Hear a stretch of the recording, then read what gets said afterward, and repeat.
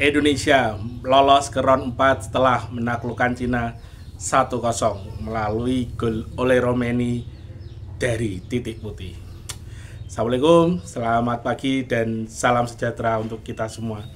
Selamat merayakan Hari Idul Adha 2025. Menyenangkan tentunya hari ini. Selain merayakan Hari Idul Adha, kita juga merayakan keberhasilan Timnas Indonesia dalam lolos ke round 4 kualifikasi Piala Dunia Zona Asia. Selamat untuk Timnas Indonesia. Semoga mampu melewati round 4 dan lolos ke Piala Dunia. Ada yang menarik di pertandingan semalam sebenarnya ketika melawan Cina, yang memang pertandingan yang menarik karena kedua tim sama-sama ngotot untuk saling mengalahkan. Yang menarik jelas adalah pemain Liga 1 kita. Ada Egy Maulana Fikri, ada Ricky Kambuaya, ada Mas Yaakob Sayuri, dan Mas Rizky Ridho. 4 pemain bermain dalam waktu bersamaan dari menit 0 ya. Luar biasa, menampilkan permainan yang di luar ekspektasi ya. Bagaimana kita melihat Egy Maulana Fikri yang ternyata nyetel sama oleh Romeni. Kita lihat bagaimana pergerakan Mas Ricky Kambuaya, berani pegang bola, melewati 1-2 pemain, hingga akhirnya mampu dalam 10 menit di kotak penalti Cina, akhirnya Mas Ricky Kambuaya harus dijatuhkan dan Timnas Indonesia mendapat hadiah penalti semalam.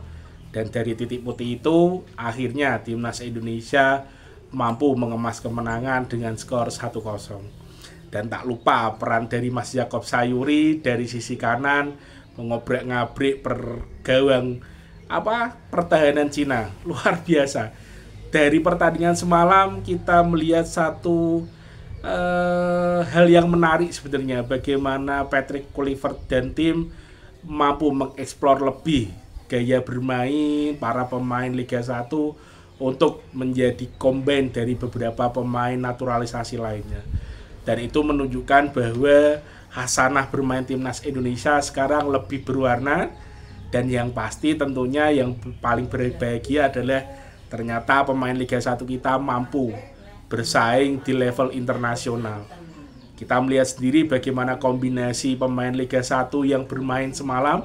Ada 4 pemain Liga 1 yang bermain dari menit 0 hingga babak kedua menit 70-an baru diganti. Itu pun pergantiannya banyak ya. Ada Stefano Lillipali, ada Beckham Putra yang masuk terakhir, Ramadan Sananta. Dan Ivar Jenner mengingatkan pergantian pemain juga.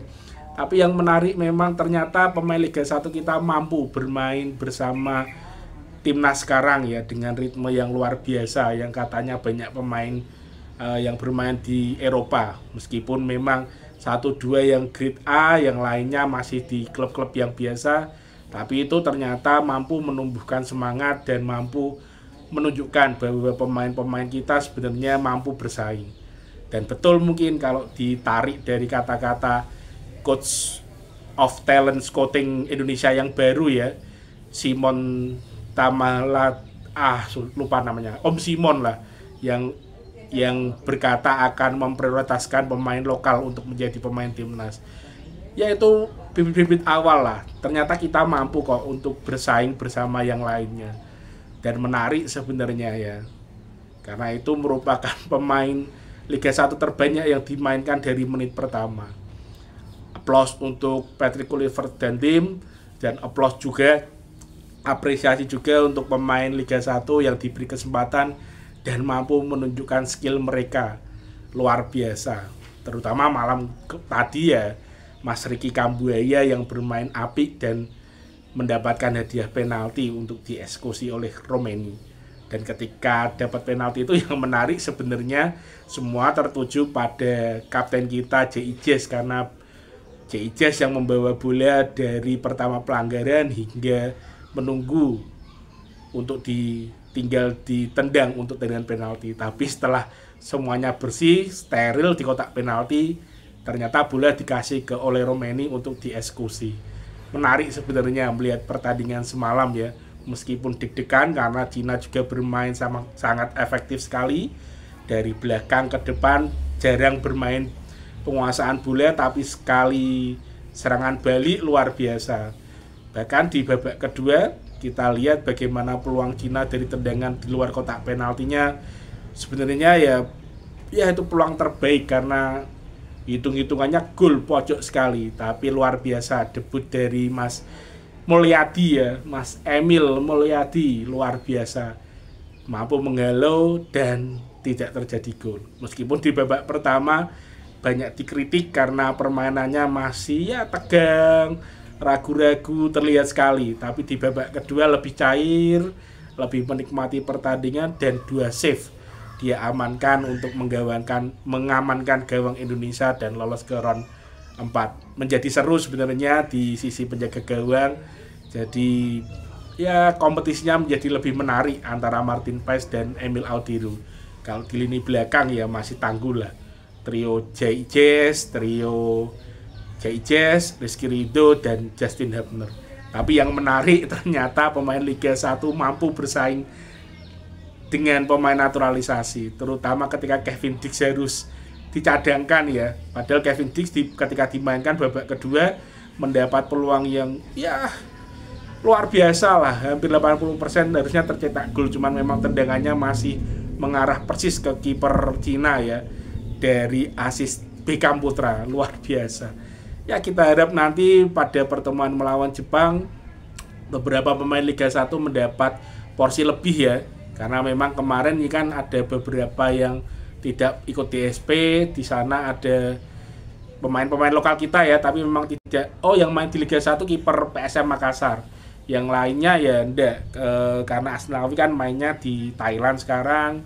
Pratama Arhan juga di Thailand. Menarik sebenarnya untuk mengeksplor melawan Jepang, karena nanti melawan Jepang itu kan sudah tidak mempengaruhi apa-apa, karena yang sudah lolos ke round 4 jelas Australia dan Indonesia, yang sudah lolos ke Piala Dunia jelas Jepang dan Australia, yang lolos ke round 4 Arab Saudi dan Indonesia, karena Arab Saudi semalam mampu mengalahkan Bahrain dengan 2-0. Jadi jelas Bahrain dan Cina sama tersingkir, jadi pertandingan terakhir nanti di match 10 tidak berpengaruh dan tidak mempengaruhi antar laga yang lainnya, karena memang sudah settle untuk kelolosan dari grup C ini. Selamat untuk Jepang dan Australia, dan selamat bertempur kembali untuk Arab Saudi dan Indonesia, karena Arab Saudi dan Indonesia pasti tidak satu grup, karena Arab Saudi menjadi tuan rumah untuk round 4 esok, dan kemungkinan Indonesia pun akan bermain di Qatar karena Qatar tuan rumah. Cuman kita belum tahu Qatar lolos ke round 4 atau langsung lolos ke Piala Dunia. Menarik sebenarnya. Tapi sekali lagi terima kasih untuk timnas Indonesia, dan terima kasih untuk Coach Patrick Kluivert dan tim yang mana mampu mengeksplor pemain-pemain lokal kita yang ternyata mampu bersaing, dan ya luar biasa lah.